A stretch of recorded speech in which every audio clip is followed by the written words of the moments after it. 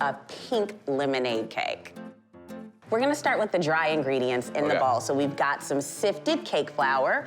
We're gonna add some sugar in here, and I'm gonna get you started on this mixer here, Jeff, okay? Baking powder, and of course, you always need a little salt whenever you're making anything sweet. So now we're gonna take some butter too, and let that butter start to incorporate. And now I've got some lemonade, because this is pink lemonade cake, and I actually start with the frozen kind from concentrate. So I'm gonna mix that right on in with our eggs here, add a little milk and a little vanilla, a lot of lemon extract. So I'm gonna start whisking that together.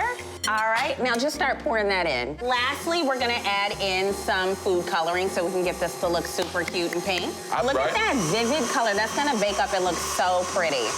Pour it in here. We've got our baking pan here. We've already sprayed it down, so it'll come out nice and clean. And we're gonna bake that for about 30 minutes at 350. We need some buttercream. We got our pink lemonade again. Oh my gosh, you know it. Okay, that's enough. So we're just gonna get this right on the cake. You get that nice and mixed up. Oh, that's so pretty.